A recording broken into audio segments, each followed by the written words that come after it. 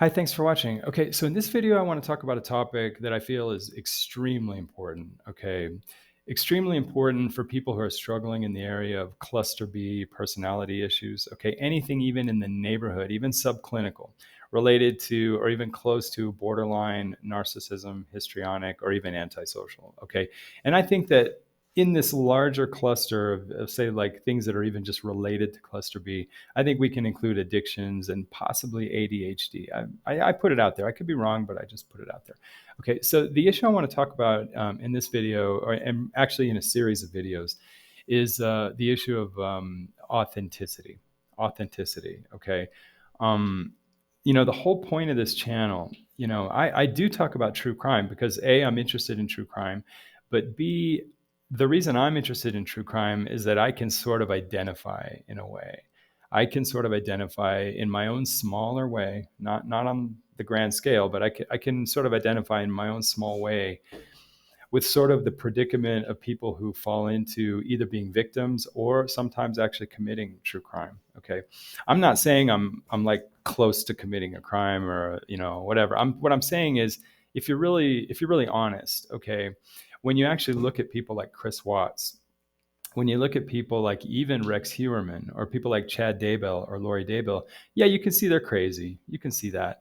But you can also see little ways that in their everyday lives, they've sort of broken away, each in their own way, they sort of broken away or they haven't fully embraced their actual, true reality, the true reality of their own life, in all these different ways, how these people have sort of broken away from having a meaningful, healthy engagement with their world. And you can sort of, I don't know, I can sort of see just in little ways how I have also strayed in my life, not maybe getting to the point, thank God, to really make such a break and have such a, let's say, a breakdown.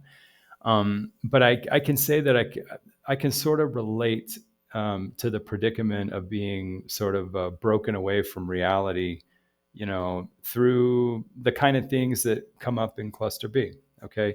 And a lot of times it has to do with envy. It has to do with trying to go out of your league. It has to do with maybe struggling with frustration. Look at the Rex Heuermann case. Here's a person who was struggling, I think, with the frustration of not being able to express his sexuality, not being able to relate to people that he was attracted to. I'm guessing, but it would make sense. And I guess anybody who's fallen into maybe not killing people, but let's say having that terrible habit of maybe going to see prostitutes or whatever. I mean, or if it's not prostitutes, it's going to be pornography. Or, it's a whole world that I think a lot of us have either had some experience with or can sort of relate to.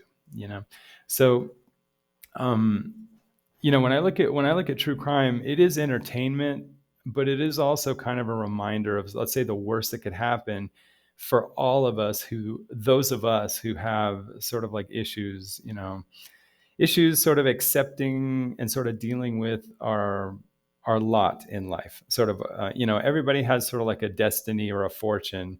Not all of us are destined to be famous or be super attractive or have, really high profile, exciting lives. Some of us have to live at least at least to get started in life. Some of us have to live sort of relatively forgettable, anonymous, maybe not very inspiring lives, or so it seems, right?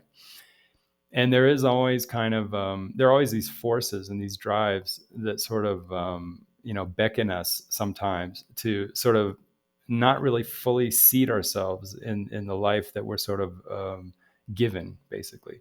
And you get into these kind of weird escapist issues, or you start like over fantasizing and over identifying with things that are sort of departed from common everyday reality. Look at Lori Daybell. Look at how much time she spent in the Mormon temple. Look at how much time she spent fantasizing about the end of the world. Okay. All those things, if you really think about it, they're kind of like distractions from just the everyday, boring suburban existence. Having a daughter who has health problems, having a son who has special needs, and maybe getting older, where you realize that your looks are not going to last too long, and maybe you're in a marriage with somebody who you don't even think is your spiritual equal. Those are the everyday things that challenge all of us, and how easy it is just to go to the temple and think that you're meeting Jesus Christ in the hallways. I mean, if you really think about it, it's not so simple as, oh, how nice, she was going to the temple, she was doing her religion. Maybe for some people it is that way, but I think for Lori it was an example I think we can all relate to. For Lori, going to the temple was probably like another person going to the casino. You go to the casino because your life is so boring, your life feels so meaningless, that you need something out of the ordinary. And in some ways, I think I've always thought of casinos as being like temples. So I think all of us in our own way, well, no, I think a lot of us who maybe don't fit within, like, say, a diagnosable level of, like, say, cluster B pathology. I think a lot of us, if we're really honest, we're at least in the neighborhood on some subclinical level, and I think that all of us can learn a lot. Or at least, how would I say? I think when we look at true crime cases, I think we start to see little aspects where we might actually relate to those people, whether as the victims or the people who actually perpetrated. And in our own way, we have at least a little tiny door open where we can start reflecting on, how, is our life really as healthy as it could be? And do we really want to be a guitar where all the strings are out of tune? It's not to say that when you tune all the guitar strings, you're going to suddenly become, like, say, a superstar. It's not like you're going to become, like, maybe even famous or anything important. But wouldn't everybody rather have their guitar strings in tune and have their guitar in working order? Even if it's never going to be famous, do we really want to be out of tune and sort of checked out, basically? So I look at all these true crime cases as interesting and as somewhat entertaining, but also as sort of a reflection on, how healthy are we really? And honestly, when I look at the world in general, I don't see a very healthy world, and I think most of us can say that as well. The most obvious area would be today, I think, in politics. It just seems like dysfunctional. It seems like the way we're handling things like ideologies versus common sense dealing with issues. In a sense, like, ideology is almost like an escape from just the everyday, ordinary, boring grind of life. Okay, and we'd rather get stuck in all these ideologies as opposed to just getting down to the concrete and just the ground level and just dealing with the nitty gritty, boring, grinding realities of life. I really do think we have a sickness where I think our fascination and our attachment to ideologies is almost an analogy. It's almost like a metaphor for, like, Lori going to the temple. The temple, whatever's in the temple, as opposed to just the everyday, boring, anonymous grind of being someone who's getting older, who's going to lose her attractiveness, and has two kids that have issues, and a spouse that's probably in some ways is not like her idol. A spouse that really, she doesn't feel it's her spiritual equal. So how much can all of us relate to that in our own little way? In our lives, maybe just not feeling comfortable with just the forgettableness, the ordinariness, and just maybe even the how boring it is, just to be who we really are. And so I want to start talking about authenticity in the framework of, let's say, living in one's league, and maybe being careful about what it means to go out of one's league, because in life, life is like driving. You can take all the detours you want, and we ought to take detours. We ought to have the freedom. I mean, it's not like we just have to be condemned just to one pathway in life. We ought to explore things that are out of our league. But I think we need to also understand how, when we get too involved in things that are out of our place, where we're out of our honest place in life, out of our league, basically, if that becomes too habitual, there does become, I think, a risk where we start to avoid and start to, like, displace ourselves from living basically in our league, meaning to be who we are. You know what I mean? It's like sometimes you get too much in sort of like the out of league experience, whether it's the shopping malls or the casinos or just, consumerism, and maybe trying to be more better looking than what you really are, or maybe not facing some of the deep feelings that you have. You'd rather get a plastic surgery than deal with the feelings of not liking yourself. I mean, the list is endless. The list is really, what I just said was just the tip of the iceberg, so that, this idea of being authentic, okay, this idea of being authentic, there does come a point where how we manage our, I don't know, let's say the way we carry our lives, how we get involved with things, the extent to which we sort of try to inhabit things that are maybe out of our league, that starts to call into question, in my opinion, the real idea of authenticity. Okay, the real idea of authenticity. And I'll apologize to everyone right now. I have found that the more eloquent I can talk about authenticity, when I feel like I'm more eloquent talking about it, looking back, I can see that I probably oversimplified the issue. Okay, so I do apologize. It's very hard for me to be eloquent talking about authenticity, but I think that's partly because the real question of authenticity is like a sea. It's like an ocean. It's so vast that if you find yourself in a place where you can be very eloquent talking about it, you're probably oversimplifying it. Okay, it is probably an endless sea, and probably even any attempt to really talk about it is probably not the same. Well, how would I say? It's over our heads, basically. And so I think we need to be careful not to try to capsulize, not to try to simplify too much the idea of authenticity, and yet, to make it practical, so we're not just living in just vertigo, basically. I do think it is important to have some small understandings, some small fundamentals of basically just getting us in the neighborhood of what it really means to talk about authenticity, and also to eliminate, I think, maybe some common sense definitions of authenticity that may be really inadequate, maybe too simple. Okay, so I want to make a series, and of course, like, these are, I know that a lot of people are not going to be interested in these videos. Okay, so I make these videos reaching out to other people like me who really see a problem with authenticity in the world, who really have connected that to their understanding of cluster B recovery, and who actually believe that there is some possibility, of actually being a better person, even if you have had a cluster B diagnosis, or if you have had a lot of issues with, let's say, addictions, or maybe just feeling like you're not really very authentic in life. Okay, that there really is a way. I think there is.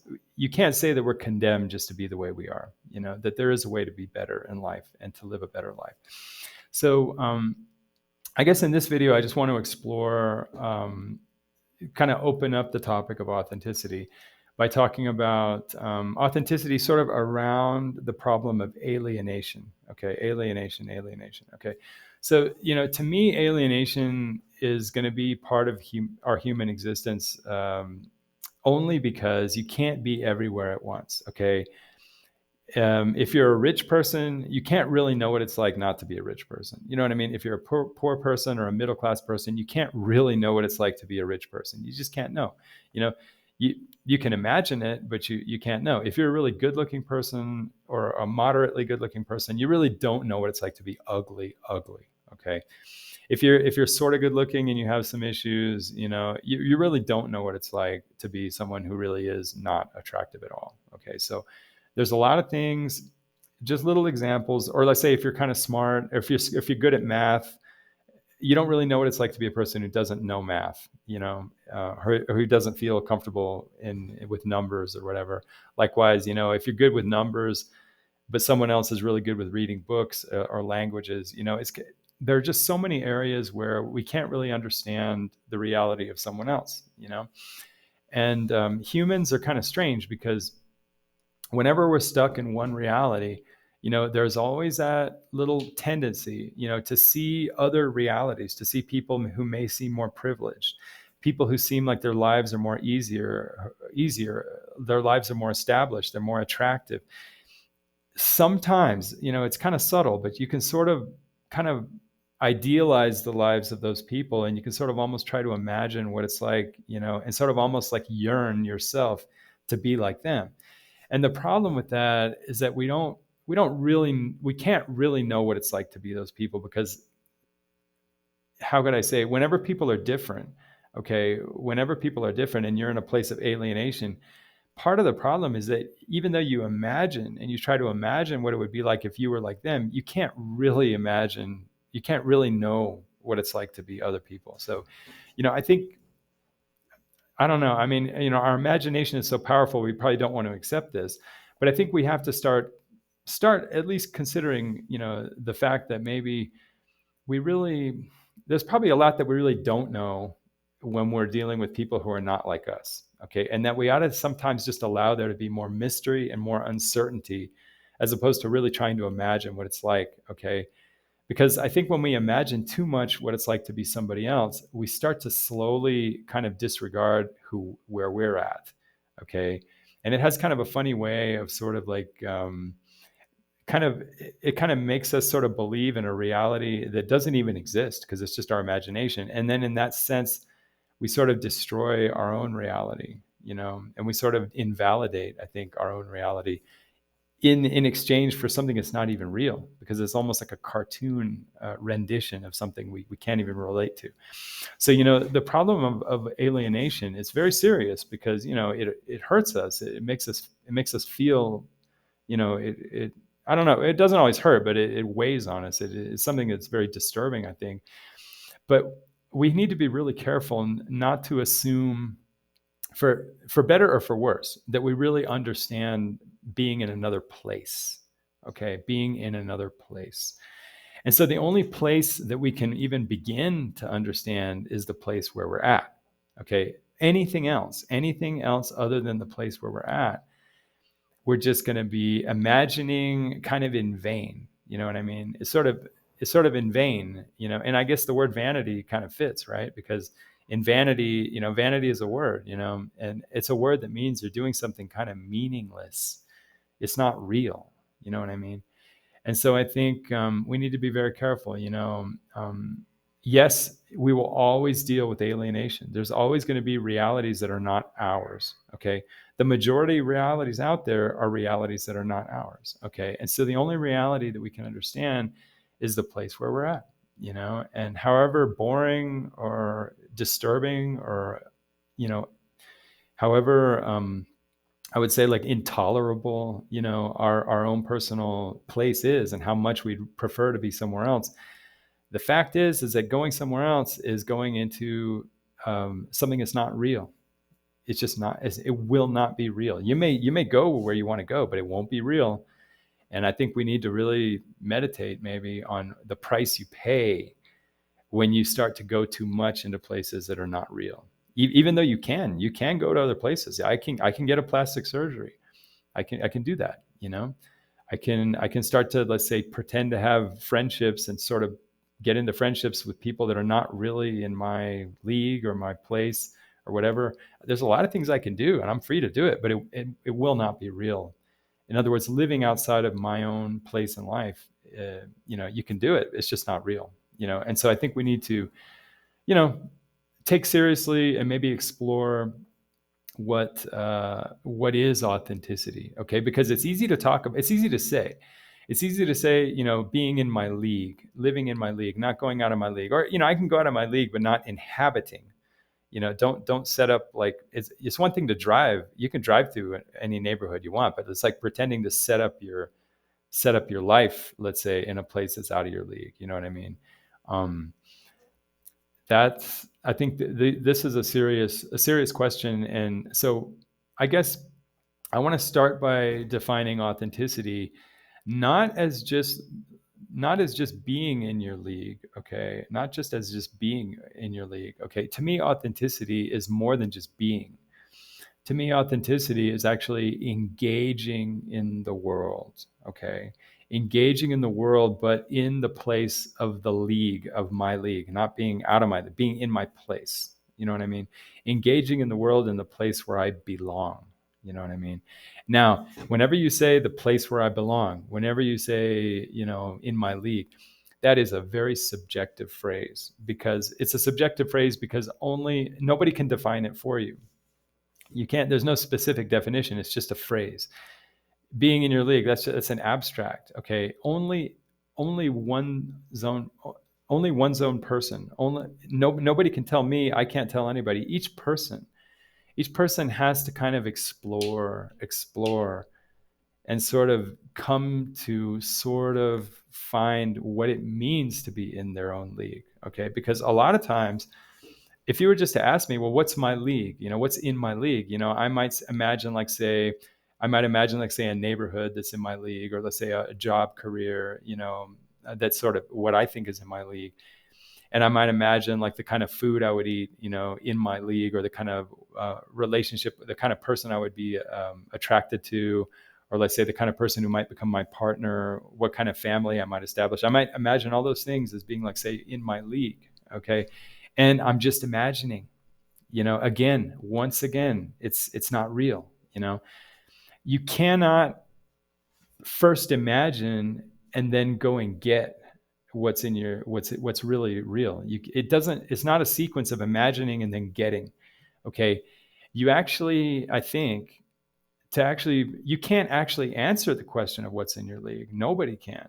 You can't. The only thing a person can do, and it's very mysterious, is you have to just engage in the world from a place of where you're actually at. Okay. Without trying to imagine and define what it is. It's a very subtle thing. You just have to deal with the world as you are. Okay. And in the dealing and in the engaging with the world, the things will show up. You know what I mean? Whatever grows around you, the garden that grows around that is the answer. But you can't pre guess it. You can't imagine it and then get it. You see what I mean? So this is actually a very interesting thing, because we live in a world, I think, that is very inauthentic, in the sense that we live in a consumer world where we're always encouraged, and where the ideal way of living is to imagine what you want and then to go get it. Have a goal and go get it. Okay. Now, how would I say? Like, I don't want to trash that too much, because I think in some ways, having goals is important. But having goals is important when you're not confused about who you are. You see what I mean? And so I think if you actually kind of are if you are an authentic person and you're living authentically, then you can have, let's say, a goal, and you can maybe try to reach that goal. Okay. But I think for some people, when they imagine what they want, it's not just a goal. It's almost like, who do I want to be? You know what I mean? It's almost like deeper. It's deeper than just a goal. It's more like, who am I? They're answering, and they're almost imagining, let's say, something that is not really who they are. You know what I mean? And so I think there's a big difference between first being authentic and first being who you are. And from the place of being who you are, you can have a goal. A goal could be something, whatever you want to imagine, but you start from where you are. Okay. And you might or might not get there, because your main thing is that you're engaged in the world as it is around you. And so however you're going to get to your goal, you're going to get to it from being where you are. So I'm not saying it's bad to have a dream, but I think a lot of times when we talk about, like, say, the consumer world that we live in, okay, the consumer reality of, let's say the United States Western culture, a lot of times I think when they talk about you can be whoever you want to be, okay, when people imagine and dream about who they want to be, it's almost like it's an alternative, or it's an avoidance of dealing with who they really are. And so there is a risk that it's not just setting a goal, but it's actually messing with your own authenticity. You know what I mean? And so basically, for me, the phrase being in one's league, to me, that's very important. And I think it's very mysterious, because you can't really guess. I cannot guess what league I'm in. I can't guess what it looks like, the league I'm in. Okay, I can't guess. The only thing I can do is I can live and engage in the world as it is, okay, around me fully. And what's in the world is not just the things around me, but it's also the issues that are bothering me. Okay. So in other words, if I've ever, let's say, been preoccupied with my appearance, or if I've ever been preoccupied with, let's say, my self-esteem, okay, what's really, really happening is that deep down inside, I ran into some issues in my personal environment, like say about not feeling very attractive, or let's say about maybe just maybe just feeling awkward, feeling like I don't relate to people, feeling like I'm a strange person, like I'm a freak or whatever. And the way I dealt with those things is I became overly preoccupied with whatever. So in other words, I started sort of avoiding what's really in front of me. Okay. What's really in front of me is maybe feeling uncomfortable at X, Y, and Z, maybe feeling uncomfortable at other things, maybe feeling insecure, whatever. And also maybe having anxiety about the predicament that I'm really in. And I've sort of taken means to sort of like avoid those things and compensate, as opposed to just engaging with those things directly, as opposed to avoiding them. You know what I mean? And I mean that's a very subtle thing, but I believe personally that instead of getting to that chain reaction of avoiding and sort of moving around problems like difficulties, bad feelings, anxieties, it's much better to just let the anxieties pile up and welcome them, and just carry them and just deal with what's really around you, including all the weird feelings, all the discomforts. It's better just to carry those things, okay, and just to trust that if you're able to welcome the burden of all the problems in one's environment, including very disturbing feelings about, let's say, how I look, or let's say how eccentric I am, or how people don't like me, or how I can't relate to people. It's better just to let those things stew in one, and to let just to sort of accept the burden and to interact and to engage in the world without sloughing off those issues, okay, or trying to find like escapes or compensations, okay. It's better just to drive through and sort of grind through the world, sort of loaded and welcoming the load, welcoming the burden, and just engaging with the world from the place that you're at, okay. Is much better, I think, over the long term, because that is the place where we're going to metabolize the most of what's real to us, okay, as opposed to avoiding and getting into things that are not really authentic to us, okay. Now, for everybody, that's different. I can say in my case, I can just give tiny examples because everybody's so different, So don't follow or don't take my examples. Think of my examples as inspiration to reflect on your own examples, okay. So everybody's examples are different. But let's say that I've had issues in life where I feel kind of eccentric. I feel like I can't really relate to people. I feel like people don't really like what I have to say, or they don't really understand the way I express myself. Okay. I feel like I'm kind of an alien, that I'm not really like other people. I'm so much of a weirdo that people don't really, they don't really understand me, and so it makes me feel bad, or I feel like I'm not attractive, whatever, or even if I was slightly attractive, I feel like I'm so weird that, I couldn't really, relate to, let's say, when I was younger. I'm married now, but, when I was younger, I felt like I couldn't really relate to women. So it became like this big thing, and instead of just dealing with the discomfort and just letting it stew and metabolize, okay, and just getting through the grind of life as I was in that uncomfortable, awkward place, maybe having a boring job, flipping burgers and just going to classes and going to college and being totally anonymous and just taking classes, never having a girlfriend. Well, instead of just dealing with those discomforts and just dealing with what was put right in front of me and just engaging in life, what I ended up doing is I ended up trying to do some short circuits and some cheating. And I ended up trying to, like, say, compensate to sort of like not have those issues, And I think I would have been better served to just feel the discomfort and just sort of engage with the life as I was in the awkward way that I was, and just let the feelings be uncomfortable. I think that would have been better for me metabolically as a younger person. Okay. And I think I would have had a richer life for that. Okay. A much richer life. So I think we need to welcome, those discomforts and just trust that if we just accept our uncomfortable lot in life, our uncomfortable destiny, and just carry through and welcome the burden and just engage with the world. I think that in the end, I don't think we understand the dividends and the benefits that will come out of that. So this is just part one, but here we're talking about alienation and being in one's league as a definition of authenticity. Thanks.